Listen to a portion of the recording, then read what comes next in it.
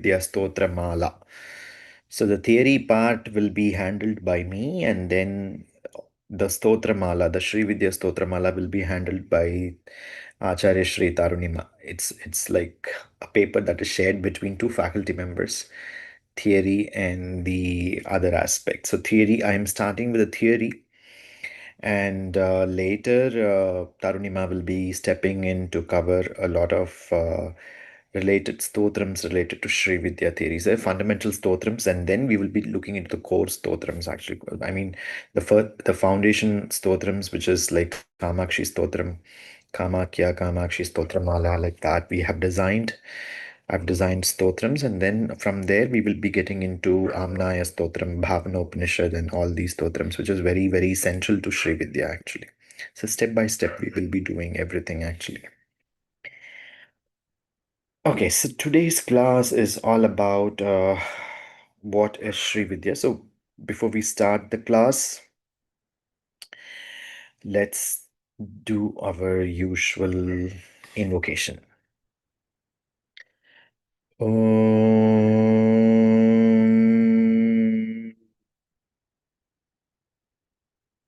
Shuklam Bharadharam Vishnum Shashivarnam Chaturbhujam Prasannavadhanam Dhyayet Sarvavighnopashantaye Saraswati Namastubhyam Vrade Kamarupini Vidyārambam Karishyami Siddhirbhavatu Me Sada Om Shanti Shanti Shanti Harihi Om Shri Gurubhyo Namaha Harihi Om Gurur Brahma Gurur Vishnu Gurur Devo Maheshwaraha Gurur Sakshat Param Brahma Tasmai Shri Gurave Namaha Shri Sadgurum Shri Padukam Pujayami Tarpayami Namaha.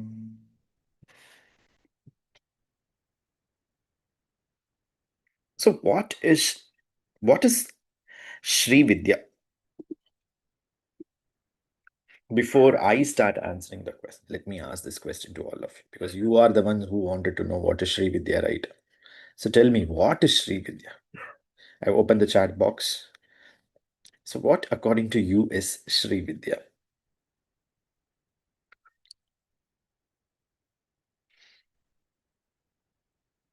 Shri Vidya, auspicious Vidya, knowledge about Devi. Okay, the only Vidya, knowledge of abundance, the ultimate, knowledge of liberation, Shakti, Upasana, everything about the methodology to reach Devi Puram.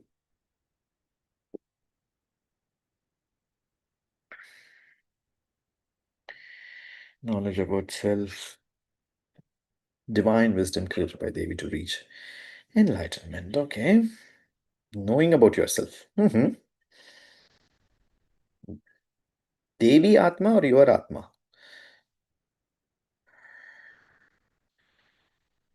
Knowledge about understanding Devi. A journey or process to lead a balanced life with prosperity and spirituality together. Sri Vidya is about learning Jagannatha and reaching her. Knowledge about the entire cosmos.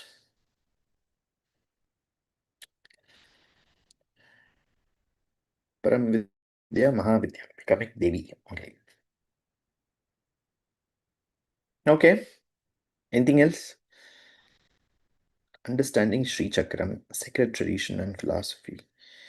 Tantra Vidya. Okay. Thank you so much. I think all these are definitely the what is called as the knowledge about the foundations.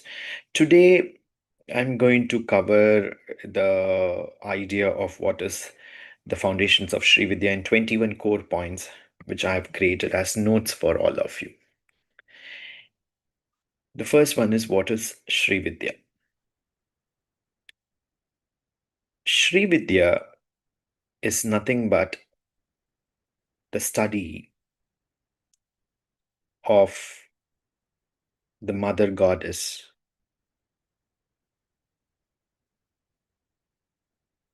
through a systematic way of understanding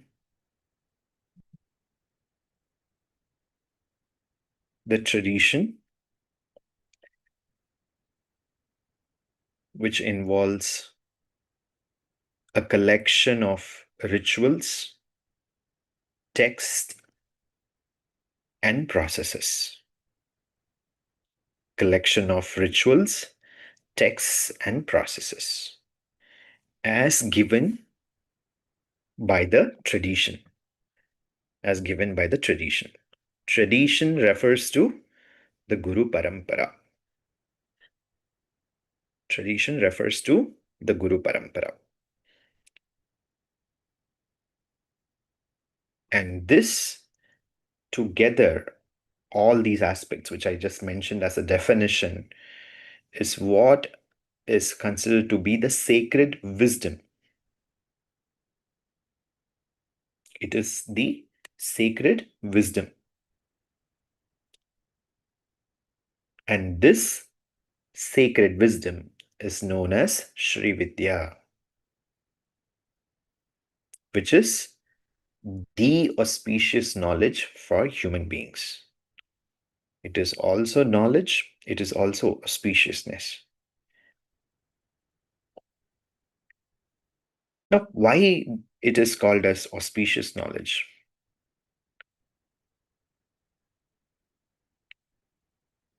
Any knowledge should lead to enlightenment. Any knowledge should lead to enlightenment. This particular wisdom, the sacred wisdom which we defined, this brings in auspiciousness in our lives. This brings in auspiciousness in our lives.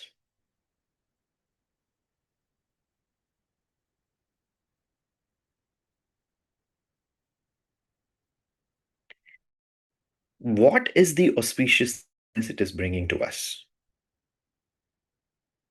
Oh my God, everybody's writing word by word. What auspiciousness is bringing this to us? The auspiciousness of knowing yourself. Correct, na? This is the answer, right? We are all asking. Like in a Hindi movie, once the heroine gets up from the coma, मैं कौन हूं, मैं कहाँ हूं? Yes, na? Correct or not? So this is the answer we are trying to find. मैं कौन हूं? Who am I? So this is answered here in a beautiful manner in the Sri Vidya. That's the reason it is called as auspicious knowledge. Okay, clear with the definition, all of you? Now today, if I'm going to come to your house in the mid of the night and wake you up and ask, define Sri Vidya, you will be able to do it, right? Yes or no? Correct. The next one, point number 2. Sri Vidya is a complete spiritual system. All the points are scaffolding, students. From point 1, it is now going to point 2. Point 2 is not different from point 1. Okay, it's an extension. Everything is getting extended. It is a system because, number 1, it has a darshana, it has a mantra,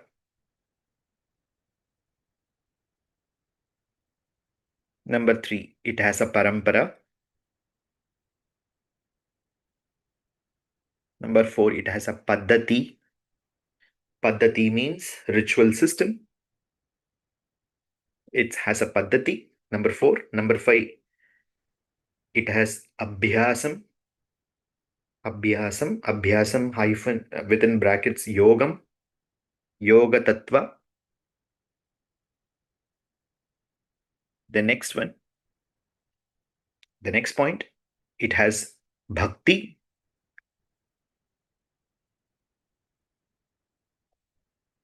Therefore, All these permutations and combinations are leading to what is called as self-realization.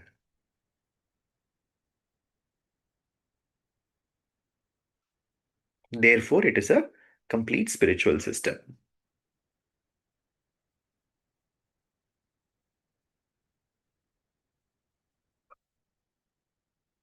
Point number 3. The centrality of Shakti. The centrality of Shakti.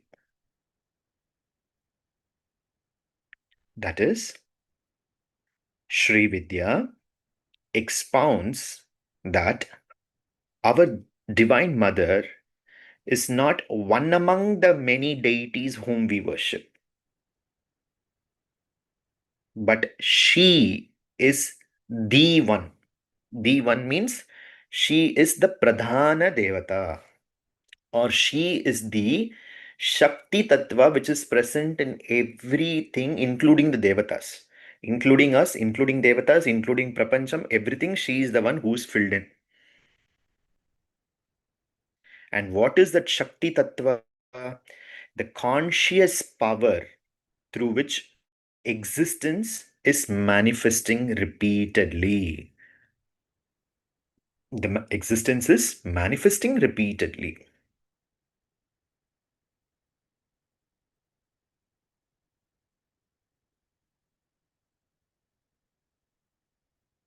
And when we talk about the centrality of Shakti, now you all know that Devi is performing 5 important cosmic functions. What are they? Shrishti, Sthiti, Samharam, Tirodhanam, Anugraham. This is also part of it. The 5 primary businesses, the cosmic businesses that she performs, because everything is based on Shakti.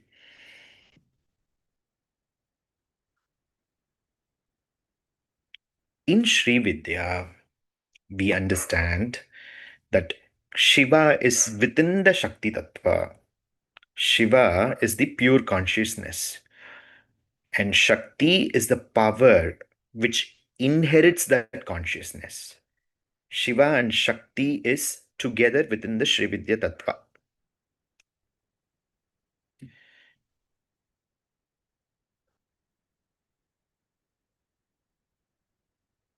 Number 4.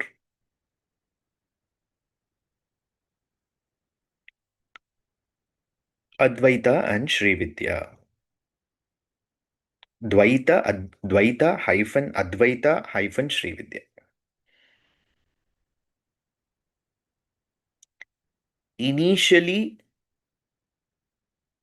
we see her as the mother. We see her as the cosmic queen. We see her as the Bhagavan. And we see her as different. That is the way the relationship is seen. And from there,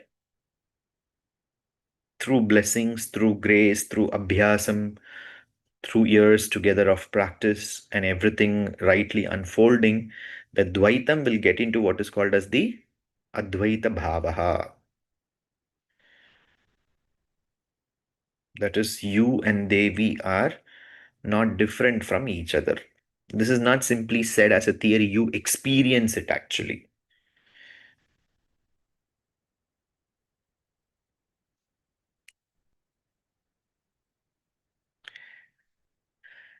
This is beautifully bridged in Sri Vidya. You understand? It is not simply keeping you in your individuality, nor it is saying that you are Aham Brahmasmi actually. It is not simply saying you are Aham Brahmasmi. Okay. It is beautifully bridging between the both. That is, what exists within the Sri Chakra is existing within the cosmos. What is existing within the cosmos is existing within you and me also.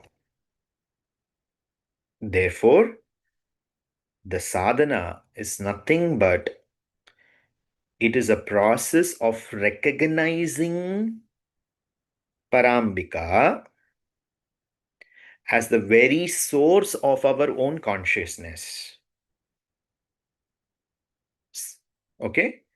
The sadhana that we are performing is to recognize Parambika as the very basis of our consciousness.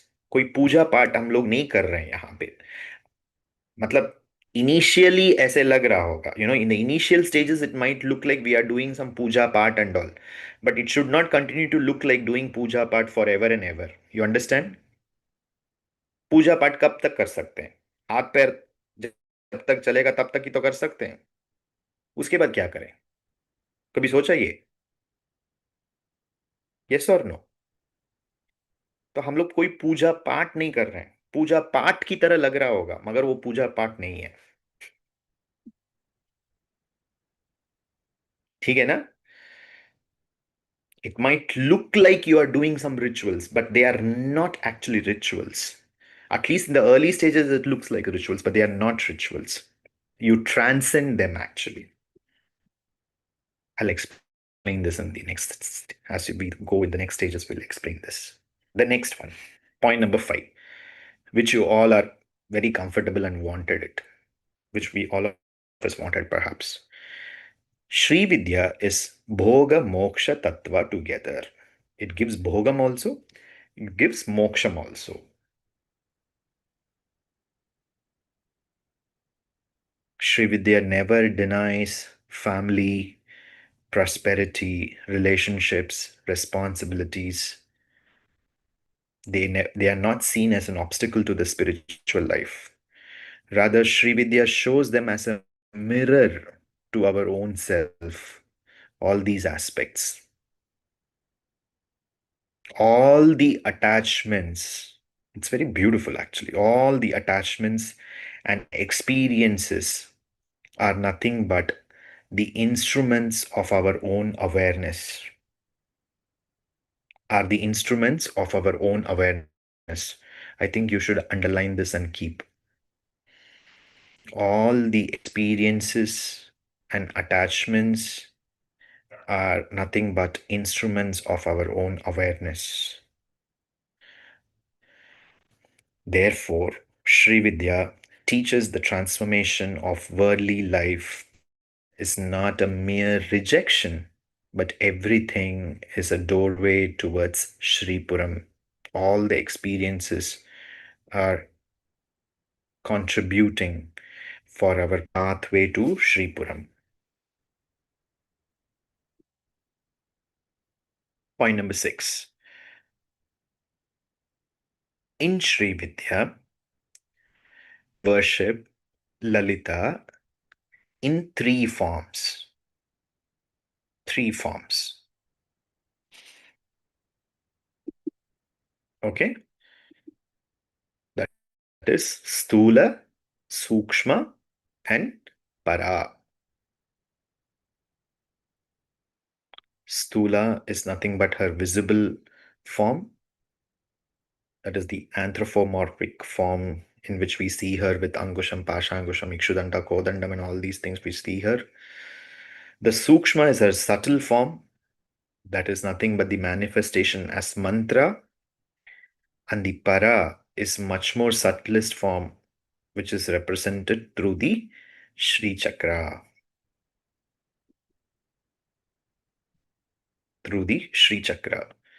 Number 6. So this was number 6. 3 forms of Lalita. Stula, Sukshma, and Para. Number 7. Devi in the form of Lalita. Devi in the form of Lalita. How is she appearing as Lalita? Just now I told you. Ankusham, Pashankusham, Ikshudanda, and Panchapushpa Bhanam. And she wears all the jewelry that is available in the earth, wearing the finest of the finest silk sari, dressed in the finest of the makeup. So what it is all about? It is to help us to contemplate her. It is helping us to establish a relationship with her. It is helping us to get attracted towards her actually. Where what can begin? Where devotion and love can begin. That is the foundation.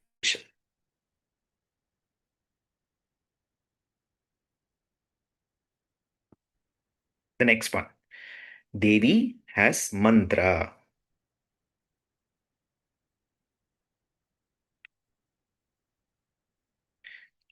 Here we are predominantly talking about Ashtakshari, Navakshari, Panchadashi, and Sodashi, the four mantras.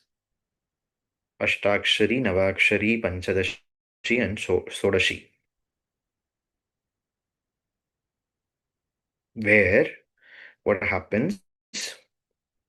The normal language that happens through this mouth, that normal language will become what is called as the mantra language, where the entire body and mind is connected to the subtle vibrations of consciousness. This normal speech is what it is doing to us. It is connecting more and more to this body, actually, to this physical body. Yes or no? It's only and only focusing on the physical body. Apart from attending 1 hour class of our Maha Vidyalaya, which is 9 to 10. Correct, na? Apart from that, the entire talk that is happening is on this body only. Correct or not? Tell me. Only focused on this body. And when it is focused on the body, where it is coming from? It is coming from the five senses. And those five senses are limited in nature. Therefore, it is limited in nature. It is making you to think limited. Your speech is also limited. Your thoughts are also limited. Therefore, you feel miserable. That's it. But this mantra is totally opposite to all these processes. It is not related. It is not focusing on your body. It is not focusing on your senses. Got it. Though it is coming, it is very much a part of your verbal system, but it is having altogether a different kind of a function actually. See how beautifully she has designed the system. Number 9. Devi as Sri Chakra.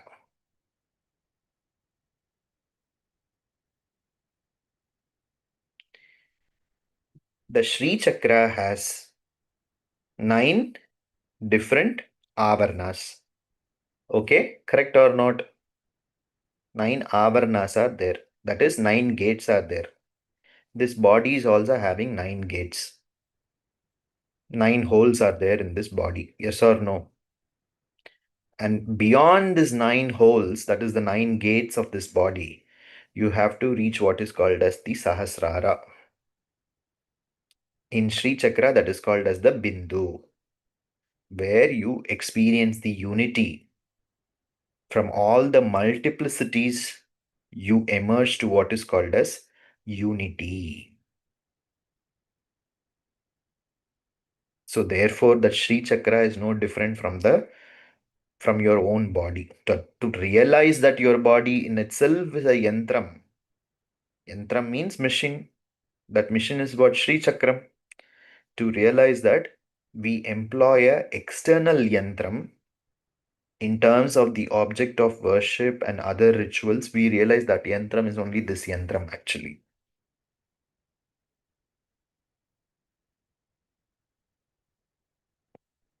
Number 10. Srinagara and the journey towards Bindu. What is Srinagara? It is a divine city where Amma is living, correct? It is her residence. And this residence becomes becomes a space which is not externally there somewhere actually. I have to go to Shripuram. Okay, fine. We have to go to Shripuram maybe in this stage. But later we realize that Shripuram is very much within me itself actually. That sacred abode is within me. So that map, the treasure map you are going to get by doing the Sri Vidya actually. Because it's a secret, right? The process is a secret, yes or no? And every secret should have a treasure map, correct? And what is the secret? The secret is already revealed, that the Srinagaram is within you only. Devi is within you only, correct or not? Now, to find that, you need a treasure map actually. Okay. And that treasure map is what? Nothing but your sadhana. And who is revealing the treasure map to you? Your guru. Your guru is helping you to deconstruct the treasure map. And you are slowly searching. And then ultimately you are reaching your treasure. That is your bindu. So, this entire movement from fragmentation and multiplicity towards unity is what is Shri Vidya all about. Fragmentation means what? All the different distractions and diversions and everything that is covered here. Within that, there is a lot of multiplicities are there. And from there, we are leading to what is called as unity, ekatvam.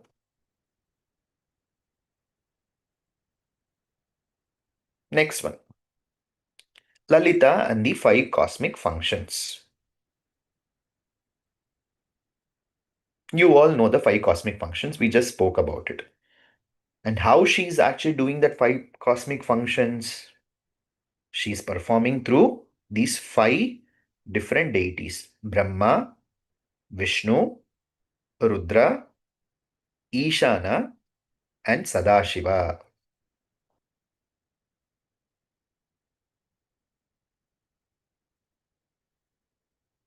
Brahma, Vishnu, Rudra, Ishana, and Sadashiva. And this is her cosmic function, and this is her cosmic seat in itself. That's the reason it is called as Pancha Brahmasanam. Pancha Preta Sanasina Pancha Brahma Swarupini.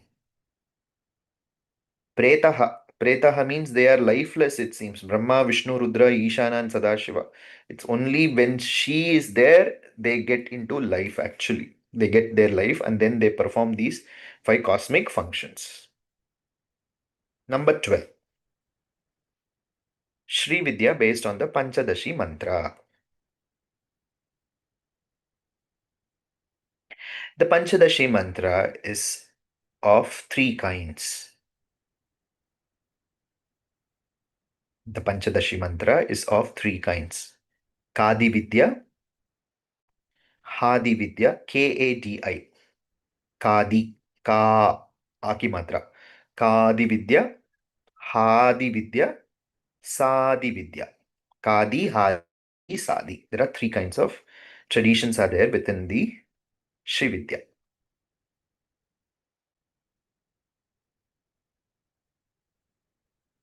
And this is primarily divisioned. The Panchadashi mantra starts on these syllables: Ka, Ha, Sa, actually. Based on that, these paddatis are there within Sri Vidya. Kadi is traditionally connected to Hayagriva and Agastya. Kadi is connected to Hayagriva and Agastya. And that is a tradition in which you are all studying actually. Kadi Vidya only we are studying basically. But I'll be teaching you about Hadi and Sadi also. Provided you pass through these layers actually. Okay? Hadi is related to Lopamudra. Lopamudra invented her own system actually, independent of her husband. Now you understand why we give so much of importance to women in Sri Vidya. It's women's centric basically. Number 3. Sadi Vidya is by sage Durvasa. Durva. If I have to tell you a little bit more information, in the Kanchi Kamakshi temple in Kanchipuram, the Navavarna Puja, the Paddhati they perform is based on the Durvasa Paddhati actually. It is sage Durvasa, whatever Durvasa Maharishi has given in that particular Paddhati only, they perform the Sri Chakra Navavarna Puja.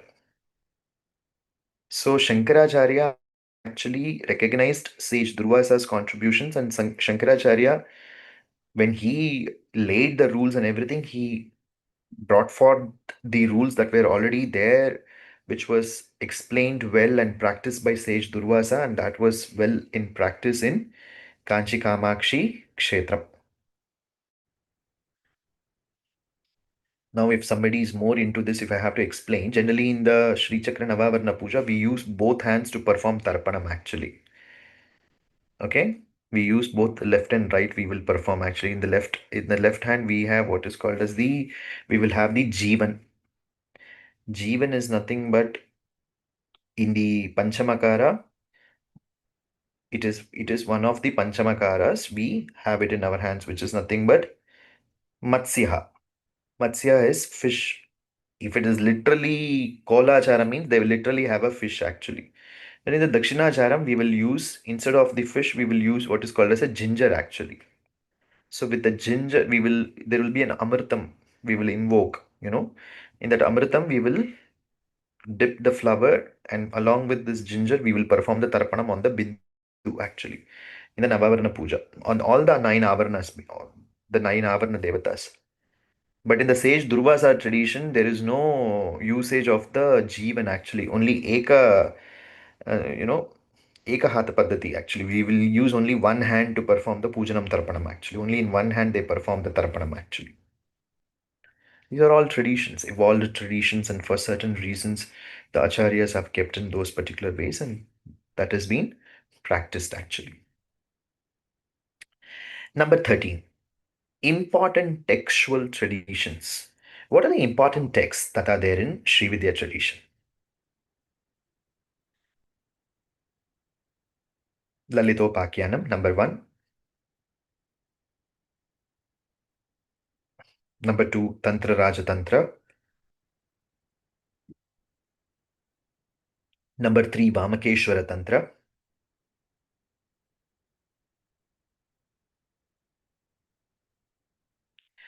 Number four, Nitya Sodashika Varnaha. Nitya Shodashika Varnaha. Nitya Shodashika Varna. Next, Yogini Hridaya. Yogini Hridaya. Next, Bhavanopanishad. Bhavanopanishad. Next, Parasurama Kalpasutra. Parasurama Kalpasutra. Next, Varivasya Rahasya. Varivasya Rahasya.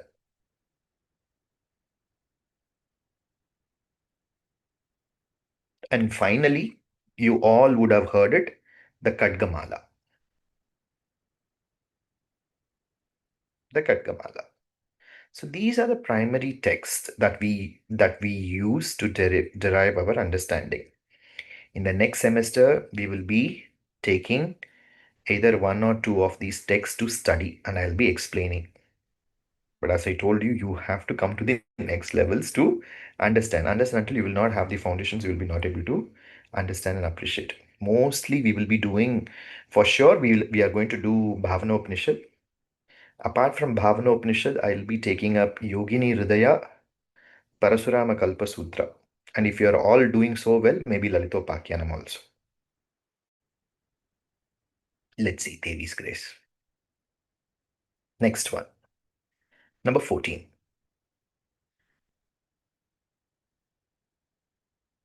What is the history of Sri Vidya?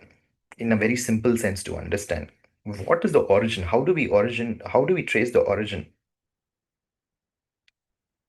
The early traces are coming from various sources. One source, very proud, it is coming from Tamil Nadu. It is coming from Tirumular. Tirumular tradition.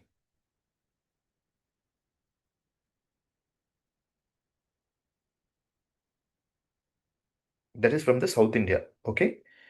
And the other one from the North India, it is coming from the Kashmiri Shaivism,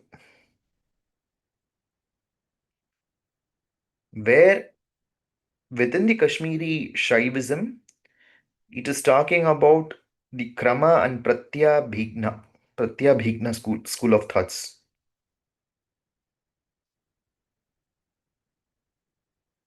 See, if I have to simply say, after reading so much of these texts and everything with no offense, with great humility, I can say that they first identified Shiva as the primary source. Okay. They kept getting so deeper into Shiva, Shiva, Shiva, and everything. And then for Shiva to function, then they realize there is something called as Shakti is there. So to Shiva himself to function, there is Shakti means Shakti became a branch of knowledge. That's the very simple part of the story. Got it? To all of, are you able to understand? Shakti became a very different. Oh, to Shiva to function itself, there is something called as Shakti means that Shakti is the one who's the foundation. So the study went there.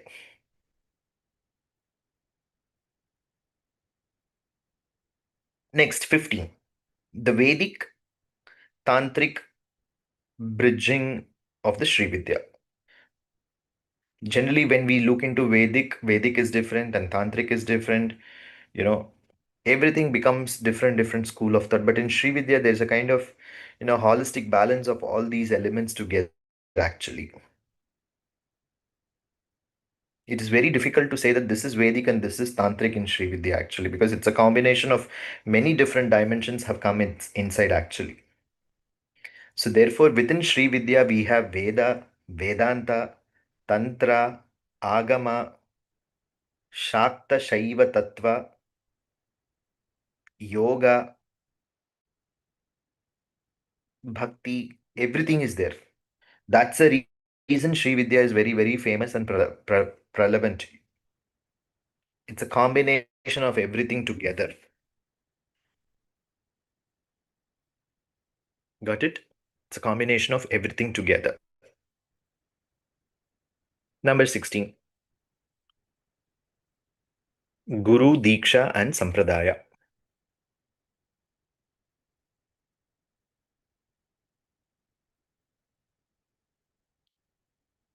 Guru, Diksha, and Sampradaya.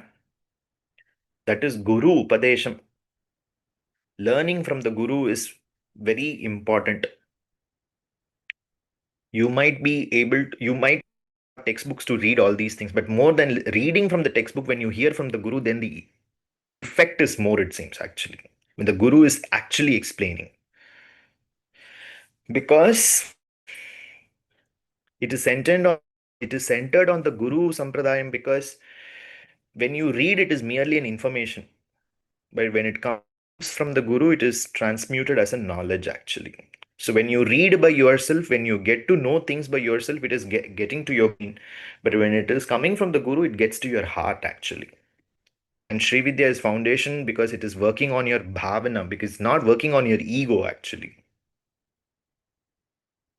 It's working on your emotions, basically. It's not working on logics. It's primarily trying to work on your emotions, and from emotions, it is getting to logics, actually. It is not the other way around. That's the reason Sharanagati is very important.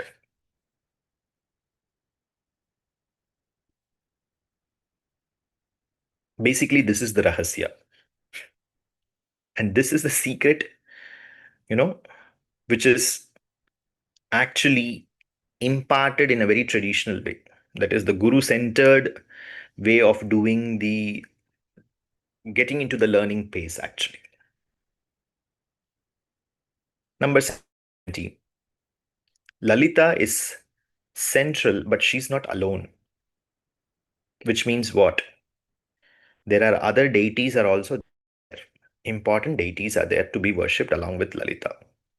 In them, in all the important deities, there are most very, very important deities are there. Who are they? Ganapati, Bala, Varahi, Matangi.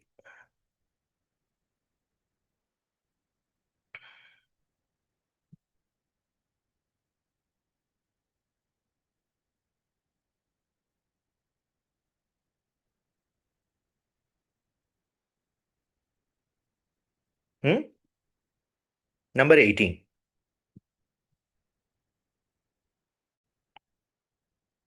What does the worship in Sri Vidya actually mean?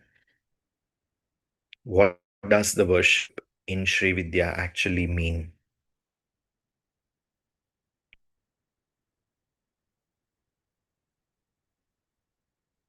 Although it involves puja, mantra japa,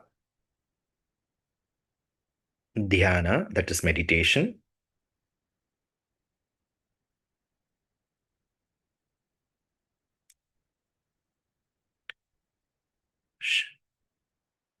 parayana,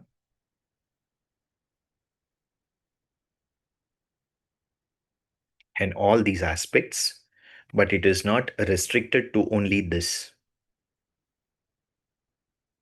But what it is all about? It is all about learning to perceive Devi in everything that is around you, your family, your friends, nature, responsibility, every other person whom we encounter, you know, we should be able to perceive Devi in all these things. That is what is Sri Vidya. Worship, that means what? Worship gradually becomes a way of seeing her rather than merely something performed for 1 hour and say that, okay, I have done my mantra japam, I have done my Sri Chakra Navavarna Puja. It's very easy. I have learnt everything left and right. I can do the Sri Chakra Navavarna Puja. I know these are the Avarna mantras. Oh, Lalita Sahasranama, everybody will say from Sri Mata, Sri Maharagni, but I will say from Shiva Shakti Aika Rupini, Lalitambika. From there, I can. It has only come here, but it has not done anything to here actually. Got it?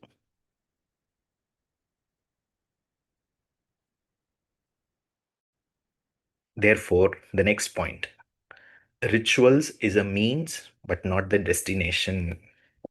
Rituals are just a means, they are not the destination.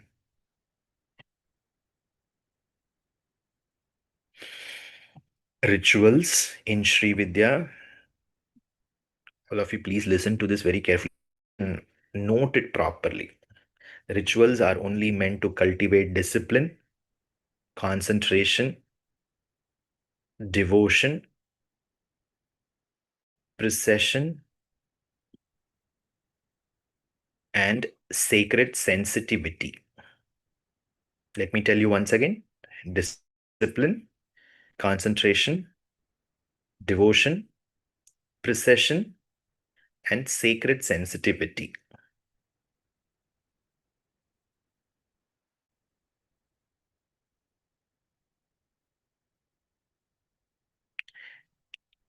There used to be this one great Sri Vidya Upasaka. When I was very young, I used to go to their house actually. But when the moment if he's going to perform Sri Chakra Puja, then the entire house is terrified actually, including the young children, because nobody can sit there, nobody can touch this, nobody can do this, nobody. You understand, na? So like it's that muddy acharam, the entire atmosphere will be like a terror atmosphere actually. Within including Devi will be in that bhavana, I guess actually. You have to be like, oh my God, if something is going to happen, I am gone today, Like that, they will keep the atmosphere to do the puja. Why to do that kind of a puja, you tell me? Correct, na? So, rituals is just a means, not a destination, actually. And I remember that poor Mama in his last stages when he was there in the deathbed. I saw him. It was many years ago. He used to lament, saying that my hands and legs are not functioning. I'm not able to do puja. All these pujas were supposed to make him feel, internalization, but that internalization did not even happen actually. I'm not able to do puja. He used to lament. Though it looks like one aspect of bhakti, no doubt about it, but altogether years together of doing this, where did it help him actually? That's a huge question mark actually.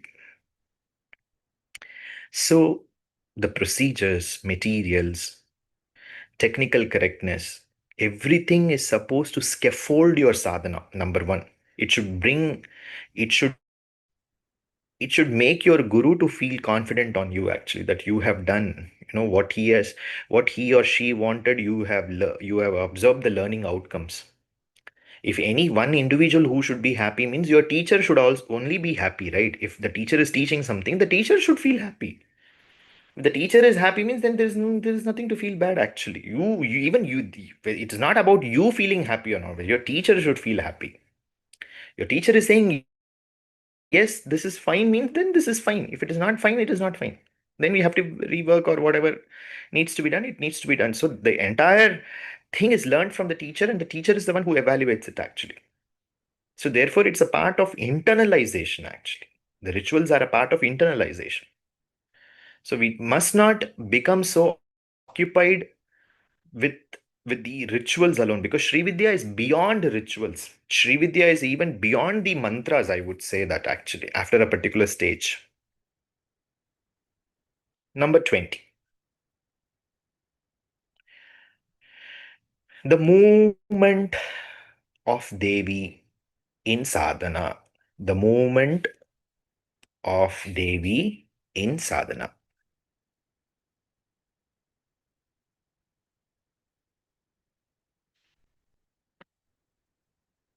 That is, initially, what what is the way we begin? Devi is outside me and I'm worshipping her. Okay? Devi is outside me and I'm worshipping her. Then it is coming where? Devi is around me in nature, in people, in prana, in mantra, in consciousness. She is there. Therefore, I am worshipping her.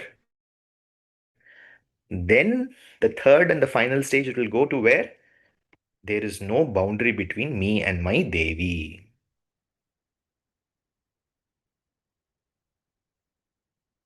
At this stage, puja, walking, bathing, cooking, working, caring for family, interacting with society, your whole life itself is a Mahayaga Kramaradhyaha. Mahayaga Kramam. Mahayaga Kramam.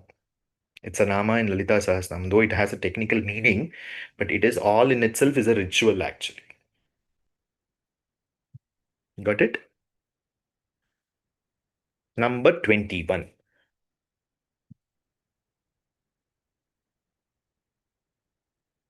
The culmination of the culmination.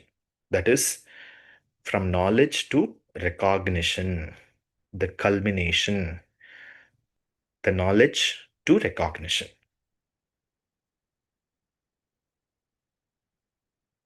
That is, Sri Vidya is all about transformation. Please make a note of this. If it is bringing slight change to your thought process, to your personality, the way you think, the way you talk, that in itself is like, oh, okay, it's functioning on me, it's working on me. So Sri Vidya is about transformation rather than accumulation. It's not about accumulation of knowledge or accumulation of wealth or accumulation of all these practices. No, it's all about transformation. And this transformation should do what? It should diminish your ego step by step.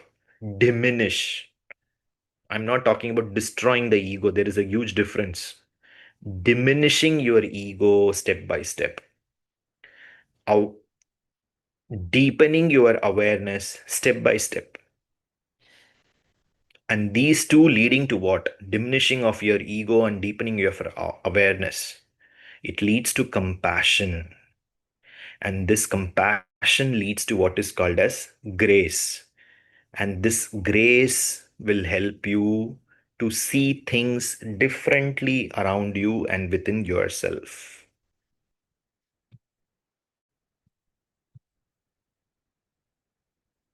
Therefore, what you will say? Now, in this stage, if you're all saying, I worship Devi, this will change into what? There is nowhere where Devi is absent. Therefore, I am worshipping her everywhere, including within me and everywhere outside. So these are the 21 points. If you take any books on Shri Vidya Foundation, this is what they will be discussing, which I have compiled for you in 21 points. And I hope there is no any confusion. What is Shri Vidya all about? Actually, this is the foundation. From here, the next class we will be expanding. It will be much more interesting. We will be talking about the Shiva and Shakti, how the creation came into existence. Actually, very important theoretical understanding. We'll be getting into what is Vidya's perspective as how the creation came into existence.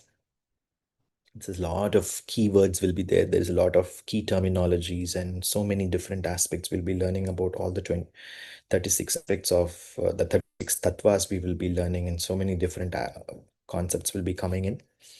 And I'll explain all of those aspects in a very systematic manner so that your foundations are very clearer. And later, if any one of you who's already doing mantra japam here or later going to take mantra japam and everything, so these concepts are very clear to you, and it is not just simply doing some mantra japam, but it is the entire foundation, the philosophy that is there on our life and living, which is very important. Hope this class was interesting to all of you. Bit of theory. There's no story, I know that, but theory is also very important. And thank you. And important announcements.